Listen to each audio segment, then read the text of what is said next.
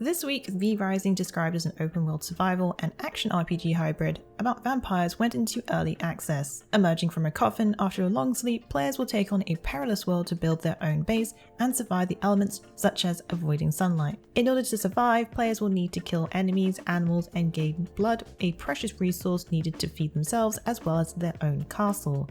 Even though this is an RPG at its heart, V-Rising will not have your traditional leveling systems or skill trees. Instead, the vampire's progression will be non-linear and rely totally on what players want to excel in. Instead of gaining skill points at specific levels, progression will be tied to learning abilities out in the world. The most basic of moves will be tied to your equipped weapons, which can be swapped out in combat. Take up a single player campaign or join friends in both PvE and PvP. V-Rising is now available on Steam through early access. Hoyoverse, the developer behind the wildly popular free-to-play action RPG Genshin Impact, has another title in the works also, coming to platforms mobile and PC.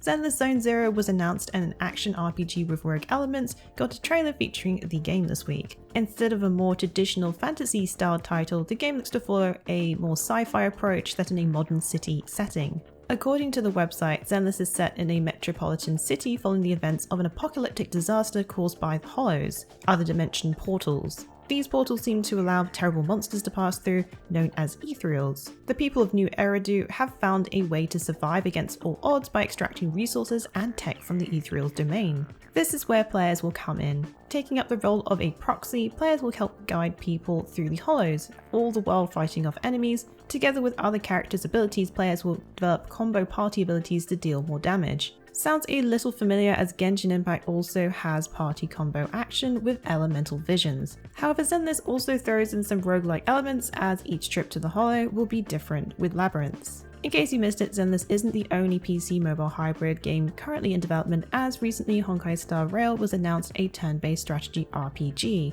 Zenless Zone Zero so far has had PC and iOS announced for the closed beta, with signups now available. From the creators of Mutant Year Zero comes a new turn-based tactical RPG called Miasma.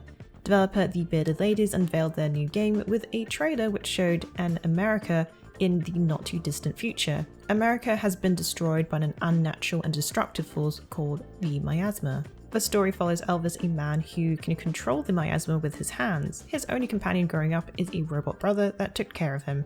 Together with his brother, they travel across America to find out the reason for the Miasma. Miasma Chronicles sets to blend real-time exploration with tactical turn-based combat. The game even features destructible environments, which are always fun to blow up with rockets or big hulking robots.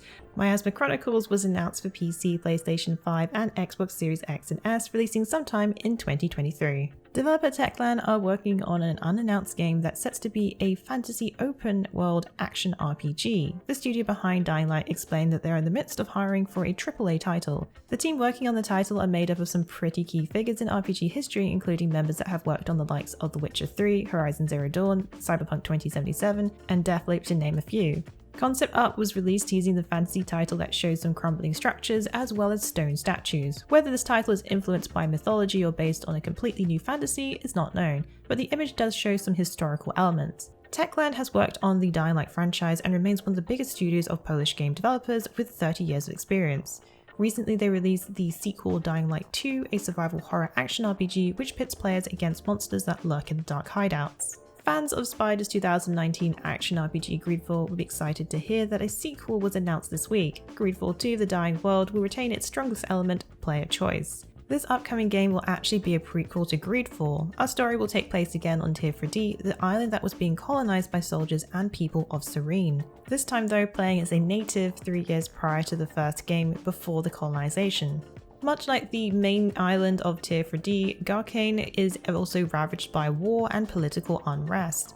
Not much else was given in terms of combat systems and companions, but hopefully it will continue Greedfall's fun mix of magic and weapons, as well as endless customization options. If you want to check out our wishlist for Greedfall 2, be sure to check it out on our Fextralife website. Greedfall 2 will be released sometime in 2024. If you want to jump into the first title, be sure to check out our review for Greedfall and drop by our Greedfall wiki. Developer Spiders also shared more about the upcoming action RPG Steelrising this week, which received a new trailer previewing a different telling of the French Revolution. Now, when you think French Revolution, you may not think of mechanical robots, but the latest trailer of the action RPG features King Louis XVI's automaton army as he tries to stop the revolution from taking place in Paris in 1789. But not everyone is on board with the king's plan, as Aegis, an automaton not like the others, is enlisted to stop the evil army, turning one of Louis' creations against him as he's gone too far. Aegis, unlike her mechanical counterparts, can speak and even use reason. The trailer seems to only show in-game cutscenes and focuses on the narrative of Steelrising. We do get a preview of some more enemies, such as the beast-looking automatons ready to pounce. Aegis whips out her fan shields and stops them dead in their tracks. Previously, Spiders showed that Aegis will have a number of weapons to choose from in Steelrising, even options to augment their body with tools such as grappling hooks. Steelrising will be released on September 8th for PlayStation 5, Xbox Series X and S, and PC. The Final Fantasy VII Remake director Tetsuya Nomura has teased that various announcements will be made next month during the game's 25th anniversary. Announced during a special promotional stream for the mobile-based Battle Royale spin-off The First Soldier, Nomura shared that news will be coming next month. Not sharing too much, the director said next month we will publish various things. But this is enough to get fans excited, as this could mean we'll be possibly hearing more about the next part of the Final Fantasy VII Remake. Previously it was teased we would most likely be getting an announcement in 2022. Square Enix of course has been busy with Final Fantasy VII related projects such as the mobile titles The First Soldier and upcoming Ever Crisis. With Summer Game Fest also happening next month, we could be getting some more updates for these Square Enix titles if we're lucky. CD Projekt Red have announced that The Witcher 3 Wild Hunt Complete Edition will be releasing on PlayStation 5 and Xbox Series in Q4 2022. It was previously announced that CD Projekt Red has the next-gen versions of The Witcher 3 in the works for consoles, but it got delayed due to Cyberpunk 2077 taking priority. The enhanced edition for The Witcher 3 for PlayStation 5 and Xbox Series X and S promises to include ray tracing and faster loading times. The complete edition will have all the released expansions and downloadable content previously released for the game and free downloadable content inspired by the Netflix show.